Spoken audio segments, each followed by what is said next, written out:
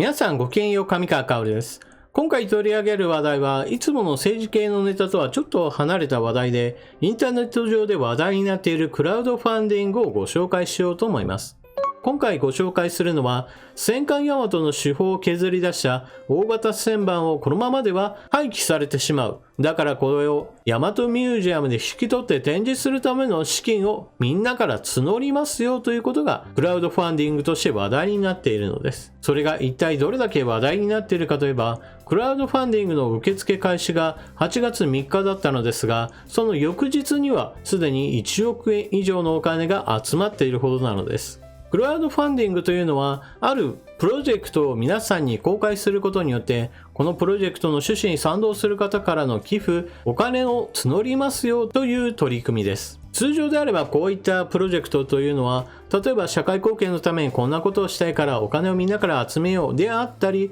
もしくはもっと一般的なものとして言えば、新商品でこんなものがアイデアとしてある。これを実現するためにみんなからのお金を募りますといったものや、もしくは大々的な宣伝力というものがない会社などが、しかしアイデアはこんなものがある。だからみんなに買ってほしいという、いわば新しいもの好きの人たちに向けてのプロモーションとして行うことなどが知られています。しかし今回話題になっているのはそうした新商品のプロモーションであったり、誰かの新しいビジネスチャンスにかけるそういったお話ではありません。それでは一体どのようなプロジェクトが進められようとしているのか早速見ていきましょう。ネットで話題になっているクラウドファンディングをご紹介します。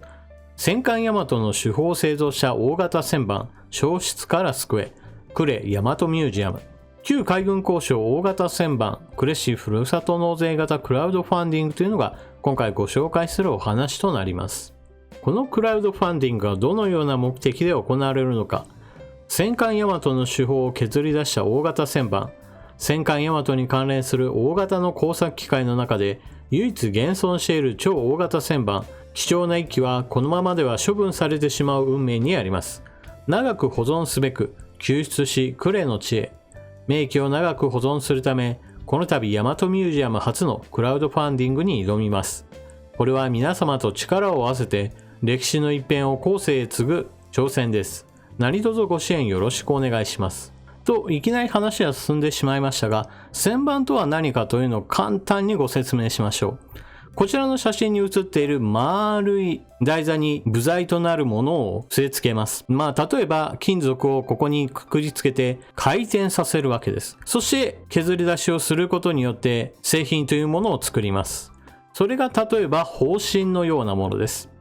それでは大和ミュージアム館長が今回の件についてどのような思いを持っているかメッセージを発されているのでご紹介しましょう。動画内のメッセージ全文、大和ミュージアム館長の戸高です。この度は戦艦大和建造にまつわるいろいろな資料の中で最も大きなものに入る大型旋盤について、これを収集し大和ミュージアムで長く保存しようということで、皆様のお力をいただきたいと思って活動することになりました。今回集めようとしている大型旋盤は、戦艦大和を建造するにあたって、特に手法46センチ砲の砲身を削るときに使ったと言われる非常に貴重なものです。そして、なお大和を作っただけではなく、戦後も長く造船所で大型船のシャフトを削るなど、大和の建造技術を戦後にまで伝えた機械です。こういったものを長く保存して、歴史の一つの一コマにするべく、私たちは努力していますので、今回皆様の力をいただいて、それを実現したいと思います。ぜひよろしくお願いいたします。そして、大型旋盤の歴史についての説明が始まります。旧呉海軍工廠15299機、超大型旋盤15299機、シリアルナンバー15299は、1938年にドイツドルトムント市のワグナー社から輸入、呉海軍工廠に設置された大型工作機械です。旋盤とは金属塊や部品などを回転させながら削る機械で、15299機は戦艦大和が誇る世界最大級の手法身などを削り出した旋盤です。大型旋盤は幅5メートル、高さ5メートル、重さ約219トン。金属塊などを取り付けて回転させる部分、面板の直径も 3.2 メートル。面板が反対側に設置された刃物に向けて金属塊を押し込んで切削する仕組みで、大和を建造した当時は長身の工作物も加工できるように、面板と刃物側との両端は長さ40メートルに及びました。終戦当時、砲身工場にはワグナー社製の旋盤が2台あったと言われています。1台は破壊されましたが、もう1台は奇跡的に終戦の難を逃れ、1953年に神戸製鋼所に払い下げられました。1996年、兵庫県明石市の機械部品製造会社に買い取られ、2013年までの長年にわたり有馬工場で大型船舶用エンジンのクランクシャフト製作のため現役で稼働していました。残された最後の大型工作機械消失の危機。この大型旋盤は戦後に改造が加えられたものの、ほぼ原型をとどめた状態で使用されてきました。現在は役目を終えて工場敷地内でひっそりと保管されています。現在戦艦大和に関連する大型の工作機械の中で現存しているものはこの1機のみと言われています。大和や旧海軍工廠ゆかりのものが時の経過とともに失われている中、大和型戦艦の主砲身を製作したと伝えられる大型旋盤が現存していること、数年前まで使用されていたことは大変貴重です。この大型旋盤は現代日本でも二度と再現は難しく、世界最大と謳われた戦艦大和のスケール感を現代に伝える唯一無二のものです。しかしながら、このままでは大型旋盤は処分されてしまう運命にあります。なぜクラウドファンディングなのか。2005年に開館した広島県呉市の呉市海事歴史科学館大和ミュージアムは、10分の1戦艦大和を中心に明治以降の日本の近現代史そのものである呉の歴史と、その近代化の礎となった造船、成功、航空機をはじめとした各種の科学技術を紹介する博物館です。以前大和の建造に携わったこの大型旋盤を引き取ることを企業に対してお願いしたことがありますが、当時はまだ現役で稼働していたため叶いませんでした。しかし、企業から新しい工作機の導入で大型旋盤を手放すという連絡をいただき、これを引き取り、大和ミュージアムで展示し、後世まで伝えていきたいと寄付を受ける意思を伝えました。年間約100万人の来場者数を誇る大和ミュージアムでは、新型コロナウイルス感染症の影響を受け、長期の休館をすることとなり、また団体やツアーのキャンセルなどが続いたことから、来館者数は4分の1の25万人に激減しました。さらに長引くコロナ禍により、感染対策費がかさみ、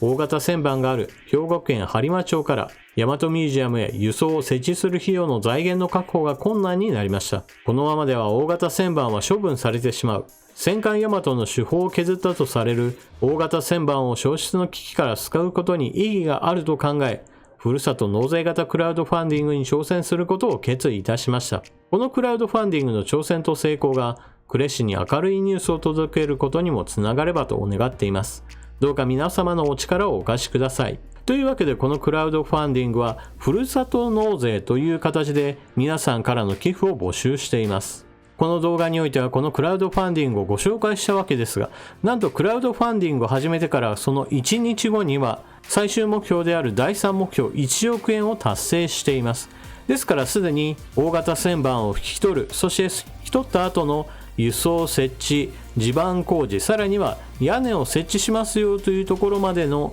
資金は確保されている状態です。ただし現在でもこのクラウドファンディングは有効で、引き続き寄付を募集しています。たった1日でクラウドファンディングの目標1億円を到達したことに対するメッセージが発せられています。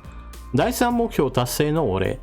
8月3日9時に開始したクラウドファンディングは開始から12時間という予想もしていなかった速さで第1目標金額の4800万円を達成。その後さらに2時間で第2目標の7200万円を、そして翌朝には第3目標の1億円も達成することができました。開始直後から続々といただいた皆様からの温かいご支援に心より感謝申し上げます。第1目標でいただいたご支援は課題制作、輸送、設置、塗装組み立ての資金として、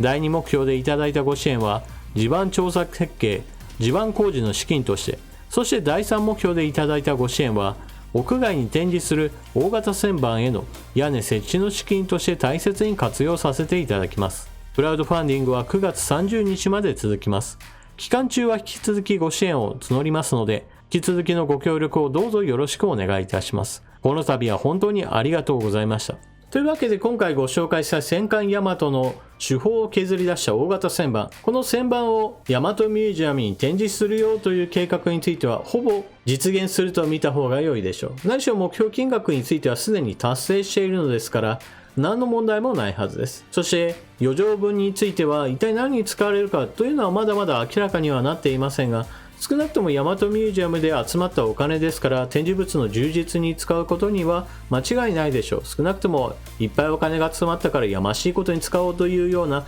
そういったいかがわしい団体ではありません。そして今回このように素早くお金が詰まった背景としてふるさと納税を使ったというのは私は非常に良かったと思います。それこそふるさと納税というのは節税の手段として多くの人々にすでに利用されている仕組みで、どうせ自分が住民税払うということを分かっているんだから何かに納得する形で払うんであればより良い気分となります。ただし一つ注意点があって、自分が払う住民税や所得税がいくらなのかというのをちゃんと把握しておかないと、今回の寄付にものすごい金額をつぎ込んでも自分の払う住民税や所得税などよりもはるかに大きいと、そのほとんどが単純な寄付となりますので、その点についてはご注意ください。そして今回の話というのはそれこそ今はなき戦艦大和の話にまつわるクラウドファンディングだったわけですが、私自身はこのような何に使うのかというのを明確化してくれれば、例えば現代におけるイージス艦大和の建造計画などももしも発表すればそれなりのお金が集まるんじゃないかなということも思ってしまいます。もちろんこのような話題をすると、いやいやもっと使うところは他にいっぱいあるじゃないかと思われるでしょうが、しかし少なくとも自分の納めた税金がどこに使われるか、その選択肢が提示されたらそれなりに今はお金が回っていないところに光が当たるんじゃないかなと私などは思ってしまいます。例えば日本の自衛隊は GDP 比 1% というのをいわば見えない天井として課されているようなことがあり、なかなか装備の充実というものに四苦八苦しています。何しろ現代においてはその戦場の空間というものが陸海空の3つからそこからさらに宇宙やインターネット空間などへと広がり続けている状態で、必要な装備や必要な人員というものもどんどんと増え続けているような状態です。ですから必要なお金というものもやはり同じようにして増えているのですから、自衛隊がこんなところに予算が足りないんだけどみんなからの寄付を募集しますよというようなことをやってもいいんじゃないかななんていうふうに私は思ってしまうのです。皆さんは今回の動画を見られてどのようなことを考えたでしょうか。ぜひともコメントしていってください。それでは動画最後までご視聴いただきありがとうございました。チャンネル登録していない方はぜひともチャンネル登録を、そして動画を見よったら評価ボタンのクリックもよろしくお願いします。それでは次の動画でまたお目にかかりましょう。またね。